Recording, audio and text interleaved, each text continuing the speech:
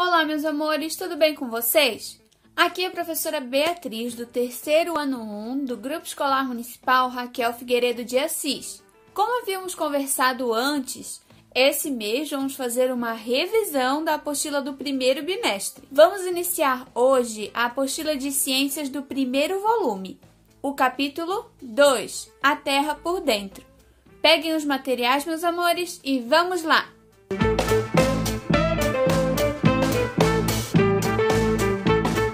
Estudar ciências é explorar o mundo de uma forma instigante e curiosa, pois o conhecimento científico possibilita a nós, seres humanos, saber mais sobre nós mesmos e sobre o planeta onde vivemos.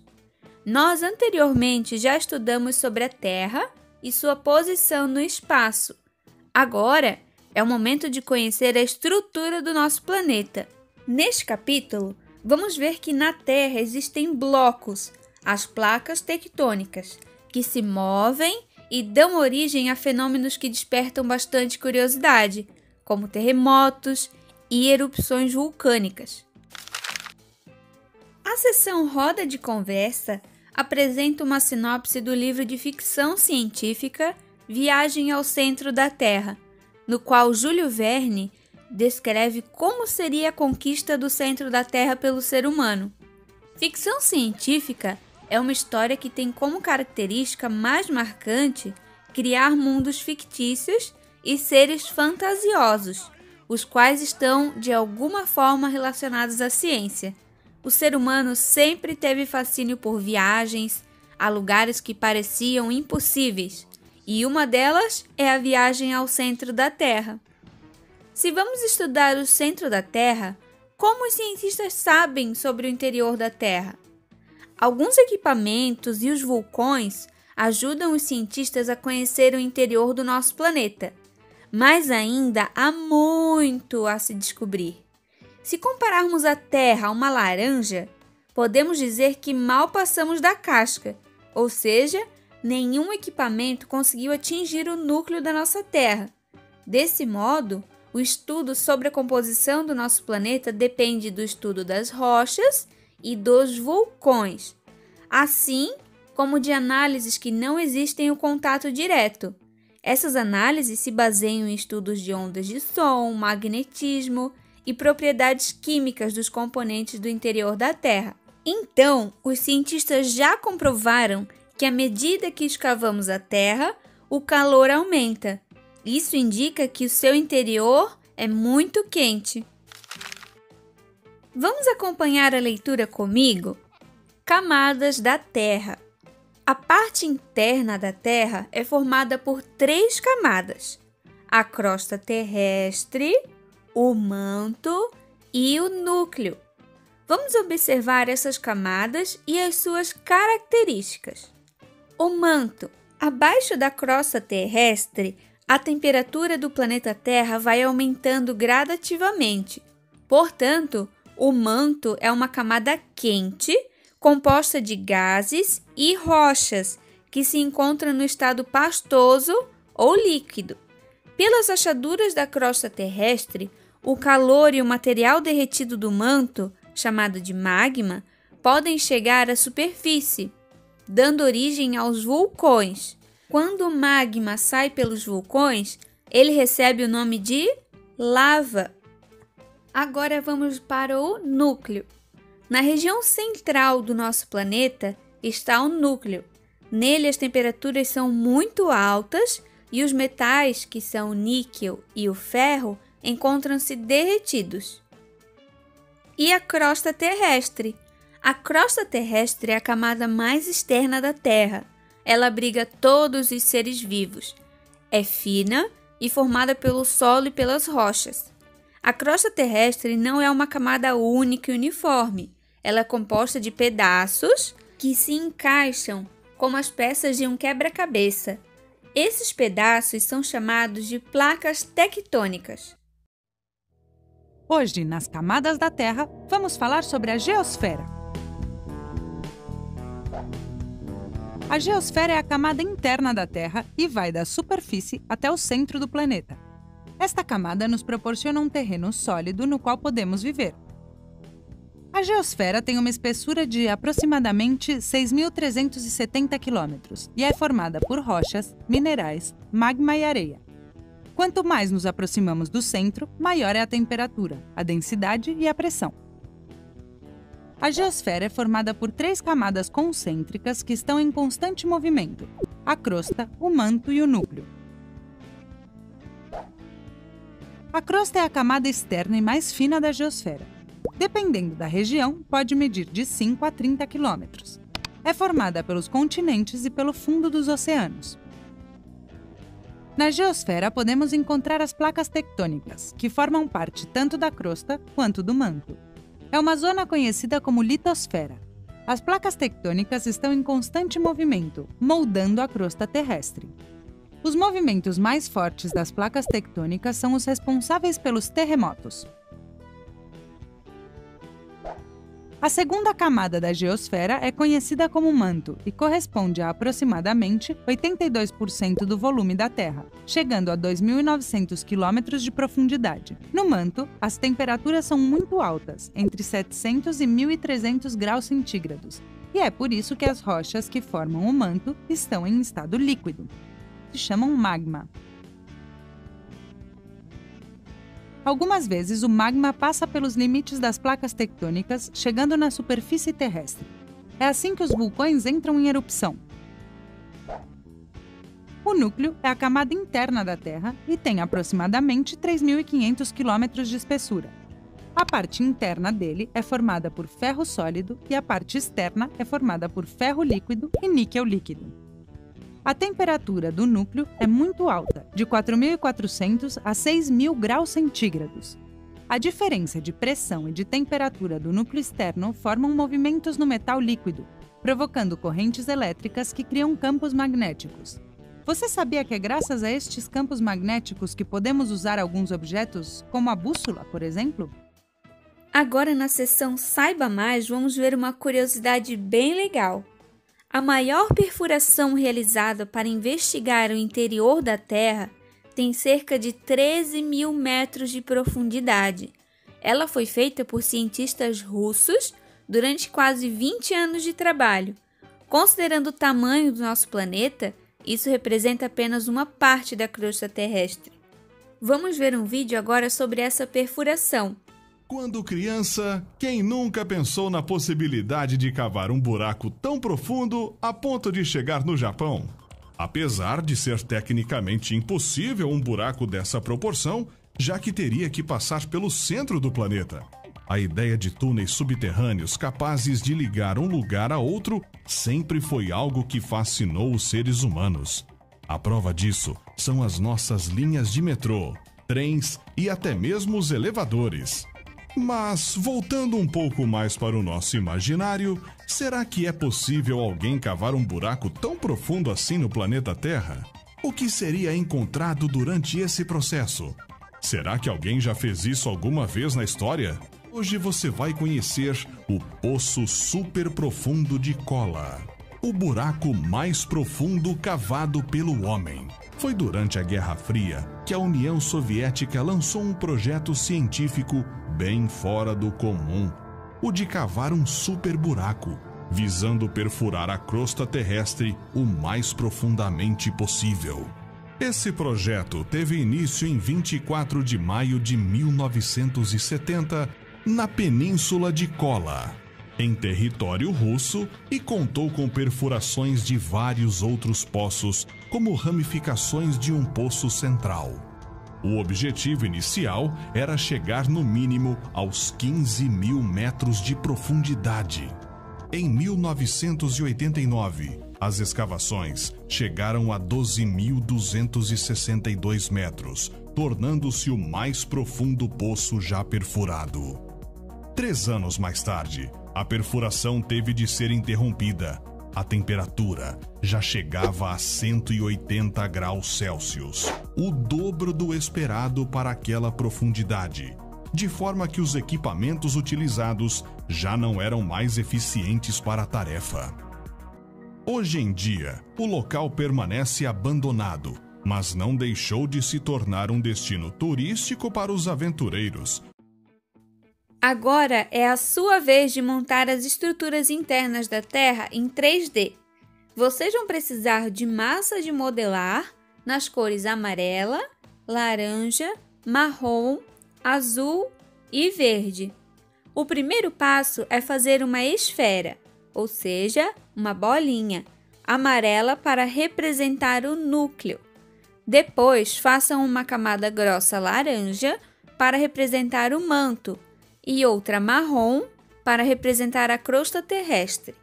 Por cima da crosta, vocês podem compor os continentes e os oceanos com massa de modelar verde para representar os continentes e azul para representar os oceanos. Quando finalizarem, cortem as esferas ao meio para visualizarem as camadas da Terra. Na página 20, temos algumas atividades relacionadas com o tema que estudamos agora. A crosta terrestre é a única camada da Terra que pode ser diretamente observada e estudada. Todas as perfurações já realizadas pelos seres humanos nunca ultrapassaram essa camada. Sua espessura varia dependendo da localidade do planeta, mas, em geral, ela é mais fina sobre os oceanos, até 5 km de espessura, e mais grossa nas regiões montanhosas, mais de 60 km de espessura. A crosta terrestre é formada por blocos rochosos, as placas tectônicas, que se encaixam como as peças de um quebra-cabeça e flutuam sobre o manto. Regiões que se localizam nas áreas de encontro dessas placas são mais sujeitas a ações de erupções vulcânicas e de terremotos. Vamos acompanhar a leitura comigo? Placas tectônicas.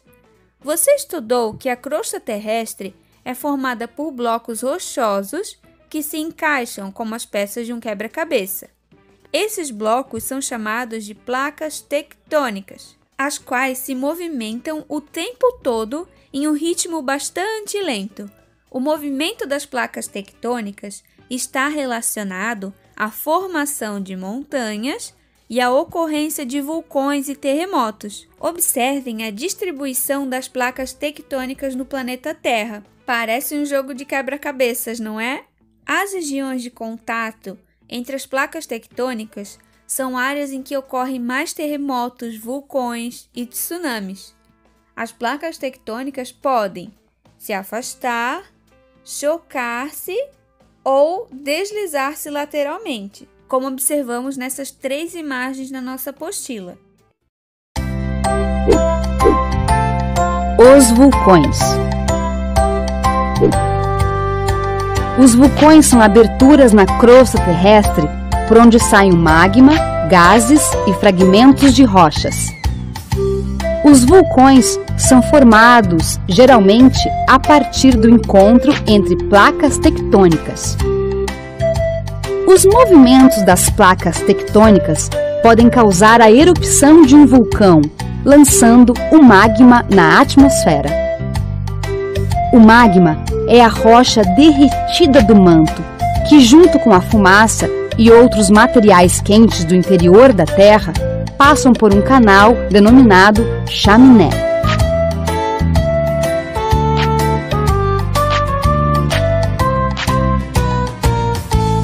O magma sai pela cratera, mas quando ele chega à superfície terrestre, é chamado de lava. Quando a lava esfria, dá origem a uma rocha escura. Esse vídeo que vimos agora está disponível no QR Code que aparece na apostila de vocês. Vulcões. Acompanhe a leitura comigo. O vulcão é a estrutura que libera o magma que vem do interior da Terra. Quando chega à superfície, o magma é chamado de lava. Em geral, os vulcões são formados pelo cone principal, por um canal denominado chaminé e pela cratera. Durante uma erupção vulcânica, a fumaça, o magma, as pedras e outros materiais quentes do interior da Terra passam pela chaminé e saem pela cratera. Quando esfria, o material magmático dá origem a rochas. Se o magma apresentar muitas bolhas de gás, A explosão do vulcão é rápida e forte. No planeta Terra existem muitos vulcões ativos. No Brasil, porém, não existem vulcões em atividade há milhões de anos. Cidades em que se localizam nas regiões de encontro das placas tectônicas estão sujeitas à ação das erupções vulcânicas. Esse é o caso do arquipélago da Indonésia, região que abriga cerca de 120 vulcões. Em 2004, o vulcão Anak Krakatoa entra em erupção na Indonésia. Vamos ver um vídeo em que mostra o exato momento da erupção?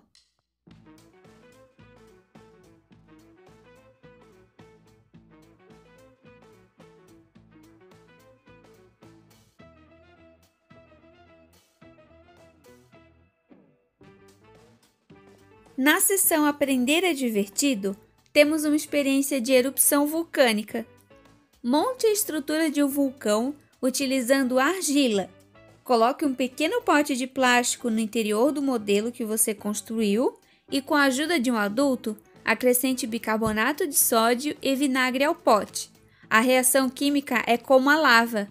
Para auxiliar vocês, vamos ver essa experiência sendo feita? Hoje eu vou fazer um tchananpã diferente. Vou mostrar para vocês o meu trabalho escolar, que é a simulação de um vulcão. Vamos precisar dos seguintes materiais: argila, um copo descartável. Eu cortei o meu porque eu vou fazer um vulcão não muito grande, mas se você quiser fazer, não precisa cortar. Uma colher de bicarbonato de sódio eu coloquei no copo para ficar mais fácil o trabalho. Meio copo de vinagre e corante vegetal vermelho. Se você não encontrar, pode usar corante para fins alimentícios. Vamos pôr a mão na massa.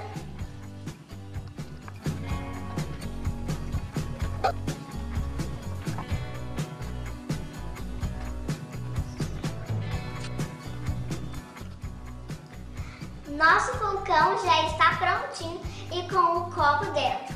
Agora vamos fazer ele entrar em erupção. Será que vai dar certo?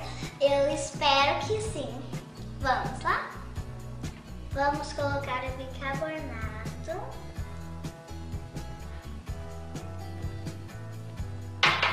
E o corante. Misturar um pouco. E vamos adicionar o vinagre.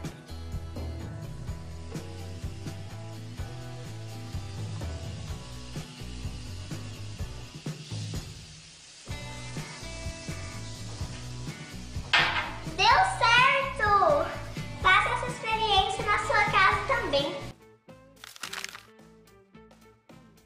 Agora, na página 23, acompanhe a leitura comigo. Terremotos e tsunamis. Os terremotos são tremores causados pela movimentação das placas tectônicas. Esse movimento provoca os abalos. Em termos de intensidade, os terremotos são medidos em um índice chamado de escala Richter, que vai de 1 para os mais fracos a 10 para os mais fortes, conforme a imagem a seguir. Do 1.0 ao 1.9, não pode ser sentido, somente registrado por sismógrafos. Do 2.0 ao 4.9, as vibrações podem ser detectadas. Do 5.0 ao 5.9, as janelas vibram e algumas se quebram, pequenos danos ocorrem. Do 6.0 ao 6.9, casas podem rachar, plantas e galhos caem. Do 7.0 ao 8.9, ocorrem deslizamentos de terra e casas desmoronam. E acima de 9, cidades são devastadas e ocorrem muitas mortes. Aqui nessas imagens, vemos uma estrada destruída pelo terremoto Kaikoura, na Nova Zelândia, em 2016. Esse terremoto na Nova Zelândia teve um grande tremor, de magnitude 7.8 na escala Richter, onde ocorrem deslizamentos de terra e casas desmoronam. Neste vídeo, podemos observar o exato momento dos tremores nessa região do país. Tsunami é uma palavra de origem japonesa. Tsu quer dizer porto, nami quer dizer onda, que significa onda de porto. Os tsunamis são ondas gigantes que se formam a partir do encontro das placas tectônicas. Ao se chocarem, essas placas provocam abalos sísmicos no oceano, causando uma série de ondas gigantes que podem chegar a mais de 30 metros de altura. É muito difícil prever quando os tsunamis podem ocorrer. Os países que apresentam maiores incidências e riscos de serem atingidos pelas ondas gigantes têm centros de alerta. Nas páginas 24, 25 e 26, temos algumas atividades relacionadas com o tema que estudamos agora para serem feitas. Por hoje era isso, meus amores. Espero que tenham gostado do vídeo. Não esqueçam de deixar o like e de colocarem o nome completo de vocês aqui embaixo nos comentários. Um beijo e até a próxima. Tchau!